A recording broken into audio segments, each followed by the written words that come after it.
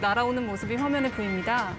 이거 굉장히 보기 힘든 장면이 이렇게 사실 헬기의 가장 위치를 파악해서 공격할 수 있는 그런 능력을 갖췄습니다. 헬파이어 대전차 미사일을 최대 사람과 차량까지도 정확하게 국군의 날 행사가 우리의 주적인 북한은 물론이고 중국 공산당과 일본까지 치를 떨 정도로 두려움에 벌벌 떨리게 만든 모양인 것 같습니다. 당장 한 달이면 핵미사일로 변형 가능한 현무5의 위용에는 경악을 금치 못한 것 같은데요. 그 중에서도 특히 중국과 북한은 이번에 서울 광화문 도심을 저공 비행하며 위용을 뽐낸 아파치와 블랙호크 헬기에 유난히 많은 관심을 갖고 있는 것 같습니다. 사실 국군의 날 행사는 우리가 내는 소중한 세금이 이렇게 강력한 한국을 만드는 데 잘 사용되고 있다는 것을 보여준 뿌듯한 행사이기도 하지만 주변국들에게는 우리 무기체계와 다양한 기동을 선보이며 이들에게 무언의 경고를 날리는 의미를 갖기도 합니다. 그래서인지 광화문에 있는 인파 중에는 중국인이나 일본인 같은 사람들이 유난히 고성능 카메라를 들고 각종 무기 촬영에 심취해 있는 수상한 사람들도 포착되곤 했는데요. 중국과 북한이 헬기에 유난히 노이로제 섞인 반응을 내놓고 있는 이유는 간단합니다.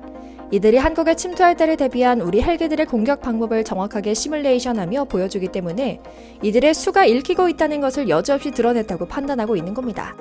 아파치 헬기와 블랙호크 헬기는 대형을 갖춰 광화문과 남산, 경복궁과 청와대 일대를 선회 비행하며 인근의 고층 빌딩들과 부딪힐 것 같은 수준으로 저공 비행을 선보였는데요. 헬기들은 한강을 따라 날아와 광화문 광장에서 남쪽으로 쭉 내려가면 있는 용산구 노들섬 상공에서 꺾은 뒤 한강대로를 따라 대통령실, 서울역을 지나 세종대로를 타고 경복궁 일대까지 비행했는데 이 지역에 헬기가 나타나는 일은 매우 진기한 일이기 때문에 적잖이 시민들이 놀랐고 일부 외국인들은 마치 전쟁이라도 난 것처럼 경악하는 표정을 짓기도 했죠. 그런데 사실 중국과 북한이 벌벌 떨며 소리치는 이유는 더 있었습니다. 바로 미국이 이 인류 역사상 최고로 강력한 아파치 헬기를 무려 4조 7천억 원 규모로 추가 판매하는 것을 전 세계 유일하게 한국에 승인한 것은 물론이고 이 생산을 바로 한국에서 라이선스로 독자 생산할 수 있는 권한을 줬기 때문인데요. 손기술 좋고 머리 좋은 우리 한국인들은 금세 우리 것으로 흡수할 수 있는 능력이 되기 때문에 중국과 북한이 치를 떨고 있는 겁니다. 언제든 수십 수백 대를 생산해 전선으로 보낼 수 있는 능력이 되기 때문인데요. 오늘은 국군의 날 행사를 통해 살펴본 우리네 공격 헬기 전력과 함께 언제 어디서라도 당장 소총을 분해 조립할 수 있고 박격포를 쏠 수 있으며 전차를 운용할 수 있는 우리 멋진 예비군들의 전력에 대한 미국인들의 반응 이모저모를 전해드리려고 합니다. 먼저 잠시 저희 광화문 브리핑 구독 설정도 부탁드리고요. 한국군의 아파치 가디언 헬기는 개전 초에는 주로 서해상으로 침투할 가능성이 있는 북한 괴뢰군의 소형 고속정이나 공기 부양정을 사냥하는 데 투입될 예정입니다. 헬파이어 미사일을 통해 확실하게 폭파시킬 수도 있지만 훨씬 더 저렴하고 많이 쏠 수 있는 비공 유도 로켓을 활용할 수도 있을 겁니다. 제 아무리 드론의 시대라 하지만 아파치처럼 최첨단 헬기에게 드론은 상대가 되지 않습니다. 당장 이스라엘 상황만 봐도 그렇습니다. 다양한 공중 방어 체계로 레이저로 폭탄의 정확한 위치를 짚고 미사일로 요격하는 시스템은 확실한 성능을 보이고 있는데요. 우리나라도 이미 사드를 포함해 서울 근교에 수백 수천 곳의 요격 방공 체계가 갖춰져 있습니다. 그래서인지 확실한 것은 6.25 전쟁 때처럼 북한군의 기갑부대가 경기도와 서울 지역으로 진입 자체를 하지 못할 가능성이 100%에 달합니다. 탱크도 수천 대가 당장 5분 내에 북진할 수 있는 준비를 마친 상태고 K9 자주포는 이미 모든 위치를 파악하고 반영한 좌표로 1분 내에 포를 날릴 수 있습니다. 그리고 여기에 대미를 장식하는 것이 바로 아파치 공격 헬기입니다. 아파치 헬기 한 대에는 76발의 비공을 실을 수 있습니다. 생각하는 힘이 있는 비공은 조준하고 쏘기만 하면 알아서 표적을 찾아가는 무기이기 때문에 북방 한계선 주변에 단 4대 정도의 아파치 헬기만 배치해도 300척이 넘는 북한의 소형 선박들은 접근하다가 모두 바다에 수장될 정도의 위력이 있는 무기인데요. 여기까지는 전쟁을 억제하기 위한 방어체계에 불과합니다. 더 무서운 것은 바로 공격작전인데요. 북한군이 주력 방공무기로 가지고 있는 보병 휴대용 지대공 미사일인 화승총은 5에서 7km 정도의 사거리를 가지고 있다고 하는데 아파치가 뜨기만 하면 북한은 방공 무기를 쏘기도 전에 사거리 한참 밖에서 일방적으로 공격을 퍼부을 수 있다는 것을 의미합니다. 우리 국군이 북진 반격 작전에 들어가는 상황을 가정해도 아파치는 든든한 최전방 공격수가 될 겁니다. 평양 주변에는 제105 탱크 사단이 있다고 하는데요. 여기엔 각각 120대의 전차를 보유한 4개 여단을 갖고 있기 때문에 480대나 되는 전차를 갖고 있다고 하는데요. 엄청나게 많은 숫자처럼 보이지만 한국군의 아파치가 뜨기만 하면 어느 부대가 됐든 고철이 될 수밖에 없게 됩니다. 한국군은 당장 72대를 보유하고 있어 모두 동시에 동원될 일은 없겠지만 만약 그렇게 된다 하면 천여 발의 헬파이어 미사일을 쏠 수 있다는 것을 의미하는데요. 단 한 번의 일제 사격만으로도 북한군의 최정예 105 땅크 사단이나 다른 기계화 사단 2개의 모든 전차를 단 한 번에 초토화시킬 수 있다는 것을 의미하죠. 더욱 무서운 것은 헬파이어의 위력입니다. 크기가 작고 마하 1.3의 고속 미사일이기 때문에 날아오는 것이 보이지도 않은 채 폭사하는 겁니다. 다시 말해 북한군 전차들은 자신들이 무엇에 피격됐는지도 모르고 파괴될 것이란 말이죠. 실제로 걸프전부터 현대전까지 해서 모두 증명한 현역이기도 한데요. 당시에 이라크와 아프간 군인들에게 아파치는 그야말로 공포의 대상이었다고도 하죠. 분명 중국과 북한도 이걸 알고 있습니다. 그래서 이번에 우리 국군이 시가 행진 때 아파치 헬기를 띄우는 것은 우리 국민들에게는 강력한 군사력을 보여주기 위한 목적도 있지만 재래식 전쟁이 발발하면 북한군은 물론이고 이를 비호하는 중국 공산군은 속수무책으로 당할 수밖에 없을 것이라는 경고 메시지를 보내기 위한 겁니다.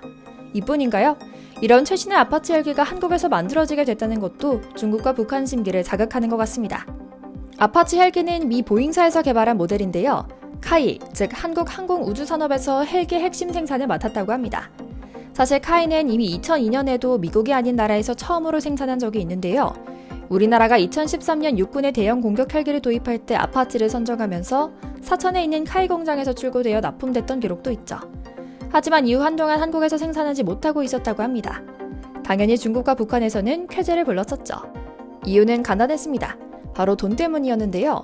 당시 인도가 값싸게 생산하는 딜을 제안했고 보잉에서도 인도의 타타그룹에서 제대로 된 생산을 해줄 수 있을 것이라고 판단했기 때문이었죠.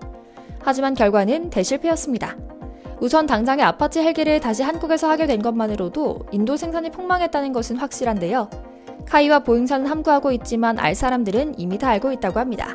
우리 대우자동차를 홀라당 훔쳐가 기술만 빼앗고 버린 타타그룹이 고도의 기술과 완벽한 마감이 필요한 최신의 공격 헬기를 제대로 만들었을 리가 없었던 건데요. 해외 방위산업계 관계자들에 따르면 인도에서 만든 아파치 공격 헬기는 여러 가지 하자가 발생했다고 합니다.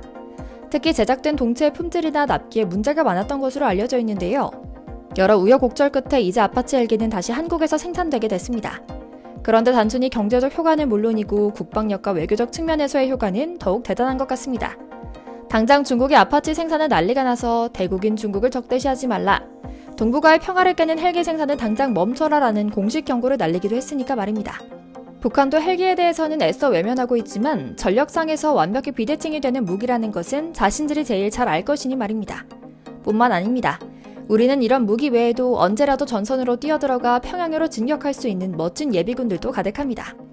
한국은 총기 소지 금지 국가지만 국민의 50% 정도가 총을 다룰 줄 아는 신기한 나라입니다.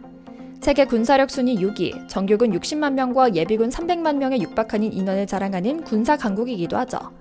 실제로 최근 해외 커뮤니티에 한국 국군의 날 영상, 사진과 함께 한국 남성들은 절대 건드려서는 안 되는 인간병기라는 글이 올라오기도 했습니다. 밀리터리에 관심이 많은 외국인이라면 한국의 군대와 전투력에 대해 익히 알고 있는데요. 이 글은 한국의 예비역 전력을 상세하게 설명합니다. 한국에서 유사시 길거리를 지나가는 20대 이상부터 60세 이하의 남성 90%는 군용 소총을 조작 장비하고 조준 사격할 줄 아는 능력을 갖고 있다. 지금도 예비역들은 사격, 수류탄, 투척, 각계전투, 수경, 경계근무 등 군복무 당시 보임에 따라 임무를 완벽하게 수행해낼 수 있을 것이다. 한 국가에서 1000만 명 이상의 남자들이 명령 체계에 따라 조직적으로 움직일 수 있다는 건 세계 어느 나라에서도 볼 수 없는 일이다. 길거리에서 남자 10대명을 모집해 임무를 하다라면 분대장의 명령에 따라 바로 전쟁에 투입돼 임무를 수행할 수도 있는 것이 바로 대한민국 남자들이다 라고 말이죠. 그런데 더 놀라운 것은 이 모든 것은 놀랍게도 우리 스스로와 우리가 누리는 이 자유를 지키기 위해 키워왔다는 겁니다. 유럽의 영세 중립국인 스위스가 강력하게 건재할 수 있는 것도 같은 논리고 이의 10만 양병설도 괴를 같이 하는 논리인 것이죠. 자유와 평화를 지키기 위해 힘쓰는 우리 국군에 박수를 보내며 오늘 영상 마치겠습니다. 저희 광화문 브리핑 구독, 좋아요도 부탁드리고요. 오늘도 시청해주셔서 감사합니다.